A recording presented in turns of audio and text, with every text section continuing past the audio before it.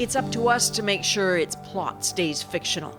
Those are the not-so-subtle last words of the afterword of the novel State of Terror, from former Secretary of State Hillary Clinton and the former CBC journalist and extraordinary crime novelist Louise Penny. Mutual fans, then friends, now co-authors. The plot, born of a question to Clinton: what was your worst nightmare as Secretary of State? What happens when the moves of a reckless president let terrorists get a hold of nuclear weapons? But let's not spoil the story. I sat down to talk with Louise Penny and Hillary Clinton about the fiction and the facts behind it.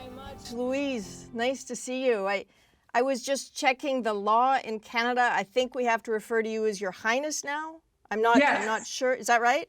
Yeah. And then, in a little while, I hope it'll be, Empress. Empress. Okay. What an honor to speak to you both. Absolutely. I want to thank you for this book. It has stressed me out for several days. I love that that's your reaction. I mean, we wanted it to be fun and a really exciting story with memorable characters. So I'm glad you're enjoying it. I'm wondering, Secretary Clinton, if you can you set the scene for me? The first time you picked up a Louise Penny book and what it did for you.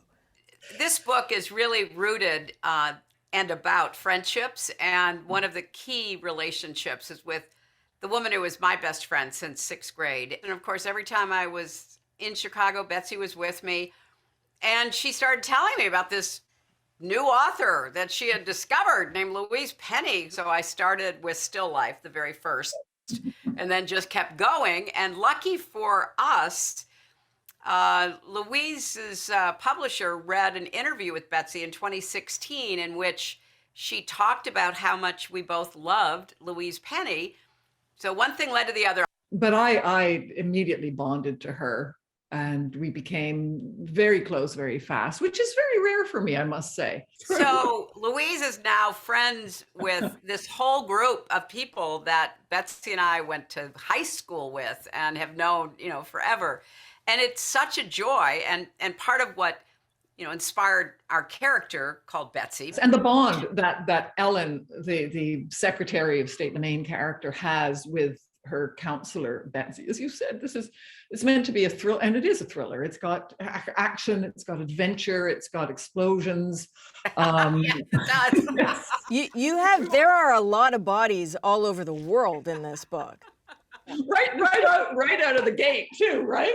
But the other thing that was so much fun is that we don't rely on explosions. We felt very strongly that we really wanted deep characters. We wanted people that you could relate to, that you could believe in. I wonder at what point, Secretary Clinton, did your husband try to get in there? I mean, was he trying to to make suggestions along the way at all, or did you have to lock him out of the room? We wrote really the whole first draft before I ever showed it to him, because he is a connoisseur of political thrillers, and I did not want to be influenced too early. How did you break it to him that the husband of the Secretary of State has been killed off? I don't think that ever came up, because as I recall in the book he wrote with Patterson, The President is Missing, the wife of the president had also died. So I figured, Okay, turnabout is fair play, always. When you have a reckless, alt-right supporting Palm Beach dwelling man who poisoned relationships around the world and pulled out of the Iran deal, who is the character of the former president, like, where on earth does that come from? Go figure, right? I don't know. I mean, really. Oh, Hillary? It is obviously a fair question. As we watched our former president do everything you just said and cause a lot of damage, it was a wake-up call that, we could have somebody in the Oval Office who was manipulated by outside forces, who was also under the sway of what I would refer to as domestic enemies.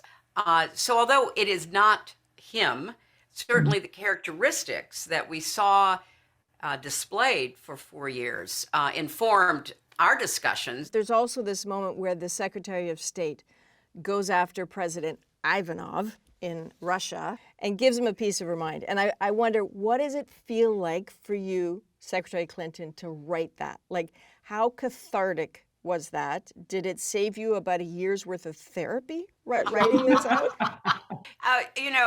Your questions are so astute, Adrienne. I really appreciate them because there's no doubt that our fictional Russian president is a bad actor, a manipulator, always trying to undermine democracies, always trying to throw big wrenches into the institutions of places like the United States, but not only there.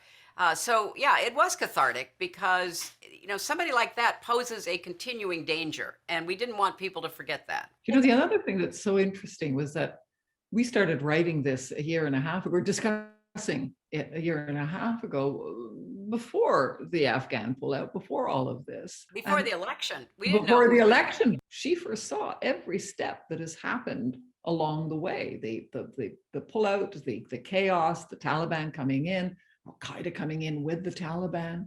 And we just hope and pray that the last element that we've written about remains fiction. Of all of the geopolitical messages in here, I feel as a reader and as a woman of a certain age on television that there is a message in here to women about being underestimated and I guess being judged and being humiliated and then rolling up your sleeves and showing them what you can do. Did you ever feel like that, Secretary Clinton?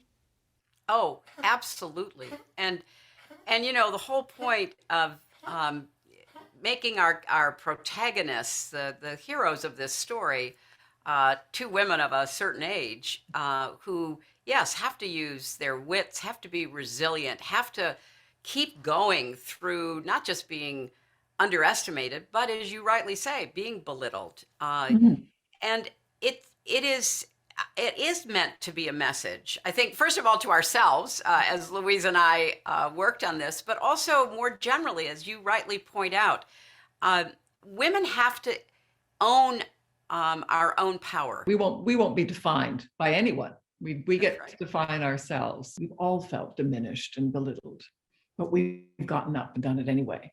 Well, there are a lot of people, obviously, who didn't believe we could do this. And, and we're hoping we'll fail. Well, bring it on. Well, stuff them. Stuff them if they can't take a joke. Exactly. Listen, I cannot thank you enough for taking the time to talk to us. And Great to talk with you. Thanks for a wonderful interview. Well, I thank really you. enjoyed it. Thank you very much.